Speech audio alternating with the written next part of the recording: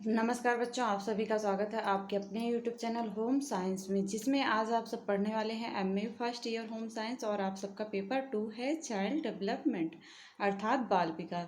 तो बच्चों, आज हम लोग बाल विकास में कुछ ऐसे प्रश्नों को देखेंगे जो बहुत ही महत्वपूर्ण हैं और आपके सीरीज से भी लिया है मैंने। तो बच्चों, जैसा कि इसमें लिखा है रट लो प्रश्न यहीं से आएंगे। जी हाँ बच्चों, क्योंकि आपके सीरीज में आप सबको तो इतना कॉन्फिडेंस है ही कि आपके सीरीज से काफ़ी लगभग बहुत ज़्यादा ही फंसता है आपके पेपर में, तो प्रश्न हूबहू आ जाते हैं आपके सीरीज से। तो बच्चों, आप सब अपने सीरीज का पूर्ण रूप से रिवीजन करें, जिससे आप सब पेपर में अच्छे से नंबर स्कोर कर पाए। तो बच्चों, हम लोग उस रिवीजन में आज हम सीरीज में जो कुछ महत्वपूर्ण प्रश्न हैं उन्हीं को शामिल करेंगे, और इसी प्रकार सारा जितना भी महत्वपूर्ण प्रश्न है सीरीज का सारे देखेंगे। तो वीडियो एक एक वीडियो में करके, क्योंकि एक वीडियो में सारी सीरीज तो कंप्लीट नहीं हो सकती है ना बच्चों।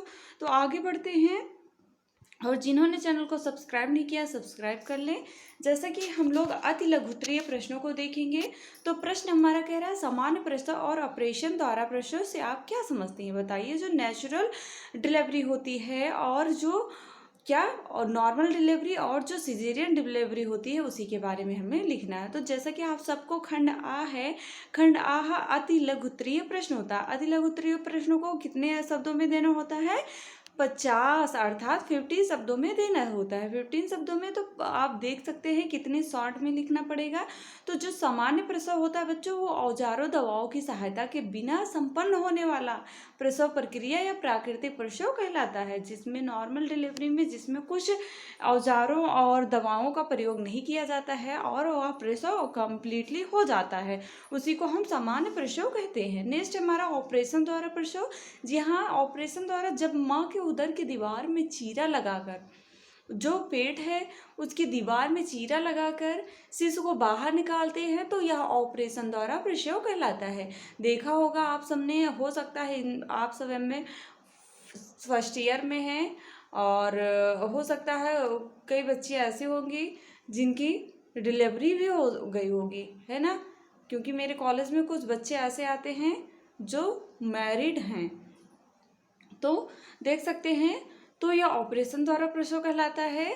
और नेक्स्ट हमारा उत्तर बाल्यावस्था का सामाजिक व्यवहार बताइए। और अभी तक जिन्होंने लाइक नहीं किया है, लाइक करते हुए आगे बढ़ें, क्योंकि क्या आपको पसंद नहीं आता वीडियो? पसंद आता है तो लाइक अवश्य क्या करें बच्चों, लाइक कर दें।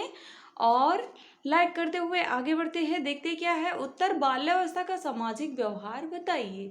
जो उत्तर बाल्यावस्था होती है उसका सामाजिक व्यवहार, और आप सबको मैंने पढ़ाया था जन्म के पूर्व की अवस्था है, जन्म के बाद की अवस्था है, सभी अवस्थाओं के बारे में मैंने विस्तार से समझाया हुआ है। तो आप सब वो वीडियो जा करके देख सकते हैं चैनल पर। तो देखते हैं क्या है इस अवस्था में। शारीरिक विकास जो उत्तर बाल्यावस्था में होता है, वो शारीरिक विकास होता है, क्रियात्मक विकास इतना अधिक हो जाता है कि बालक संभवतः खेल में प्रतियोगिता के लिए भी इच्छुक होने लगता है। और नेक्स्ट है, विद्यालय में एक दूसरे के साथ उठने बैठने, खेलने कूदने, पढ़ने लिखने तथा विचारों की अभिव्यक्ति का अवसर मिलता है। उत्तर बाल्यावस्था में ये सभी चेंजिंग आते हैं बच्चों। और विद्यालय में सहयोग, आज्ञा पालन, सत्कार, नेतृत्व, श्रद्धा आदि सामाजिक गुणों को सीखने का अवसर भी मिलता है।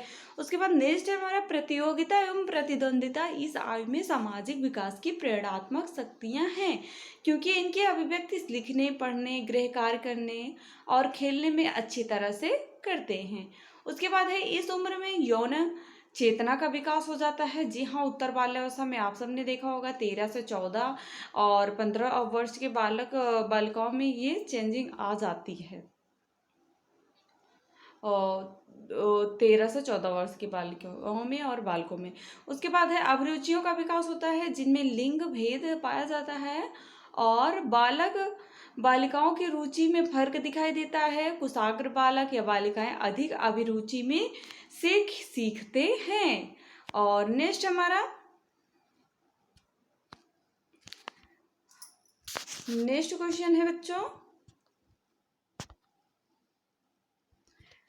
बाल पोषण की विधियों का वर्णन कीजिए। तो अभी तक जिन्होंने लाइक नहीं किया लाइक कर दें बच्चों।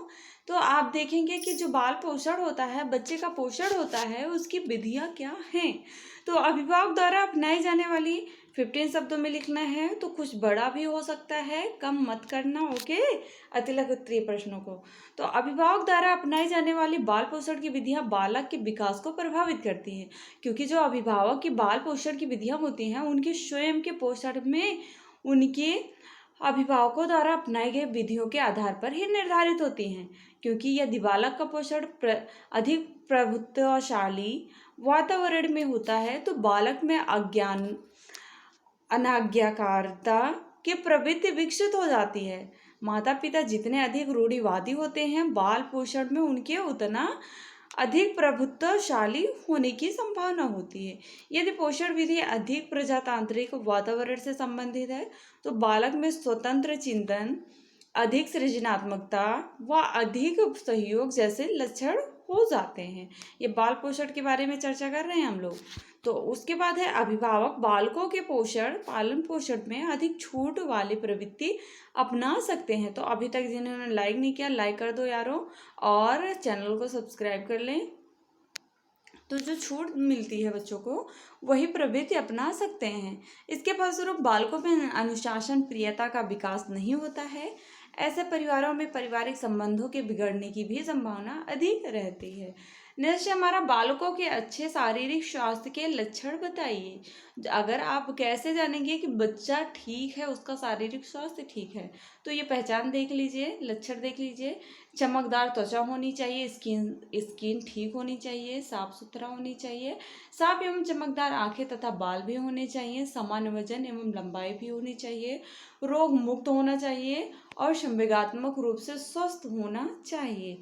अब हम लोग देखेंगे कि बाल विकास की जो परिभाषा है बहुत ही महत्वपूर्ण है, क्योंकि आप सब बाल विकास पढ़ रहे हैं। इसमें से आप लोग को लॉन्ग में भी लिखना पड़ सकता है बाल विकास की परिभाषा, और शॉर्ट में भी, और वेरी शॉर्ट में भी।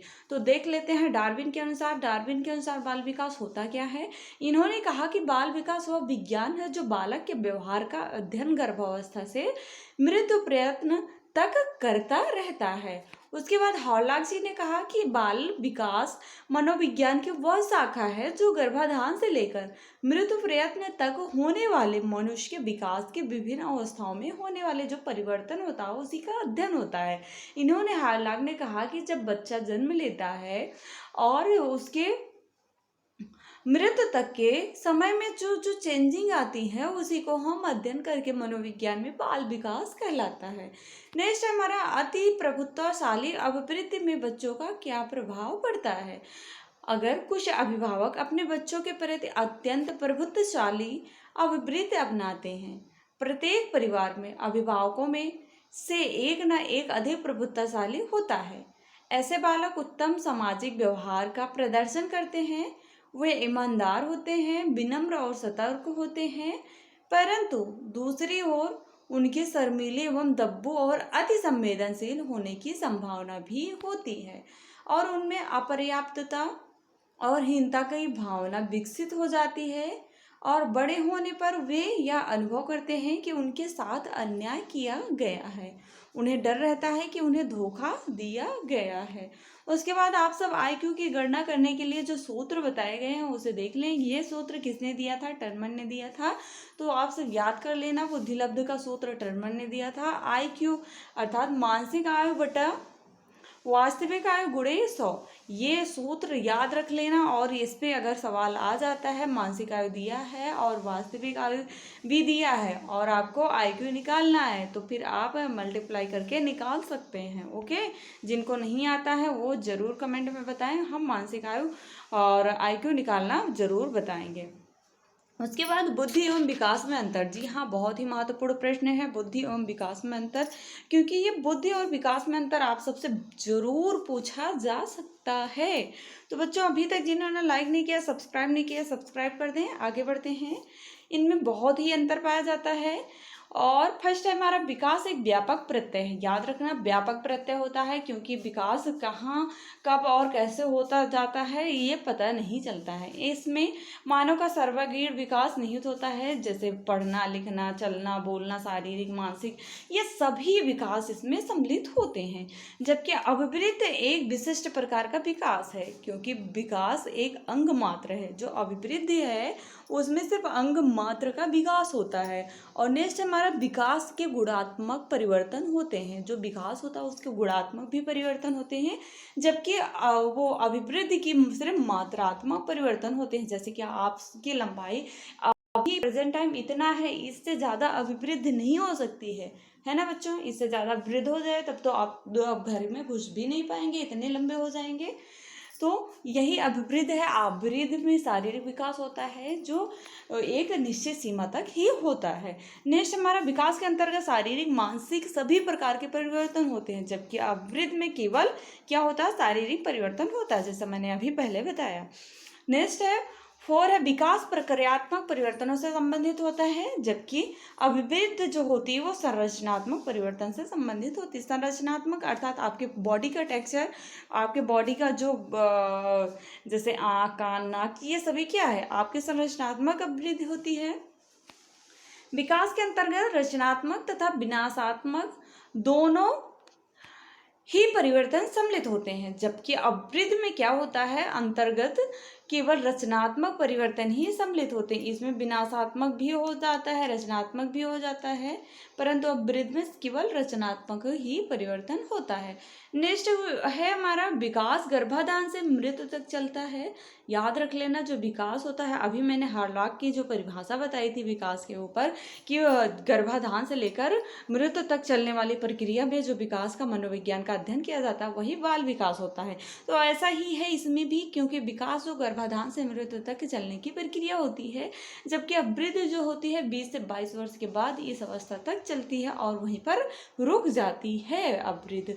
उसके बाद विकास अभिवृद्धि पर आधारित होता है, जबकि अभिवृद्धि विकास पर आधारित नहीं होती है। तो आई होप आप सब समझ गए होंगे कि विकास और अभिवृद्धि में अंतर। और नेक्स्ट हमारा लास्ट है विकास एक निश्चित प्रतिमान होता है, जबकि अभिवृद्धि में व्यक्तिगत भिन्नताएं भी पाई जाती हैं। विकास तो सबका निश्चित प्रतिमान होगा, क्योंकि उनमें इतना विकास होगा, वो भी जन्म ले रहे हैं तो सबका। और लेकिन अभिवृद्धि में देखा जाए तो व्यक्तिगत भिन्नताएं भी पाई जाती हैं। आपका फेस अलग है, किसी और का फेस देख रही अलग है, यही है व्यक्तिगत भिन्नताएं। और नेक्स्ट हमारा खेल के प्रकार। जी हाँ बच्चों, खेल कितने प्रकार के होते हैं याद कर लेना, आई होप आपके पेपर में भी मिले।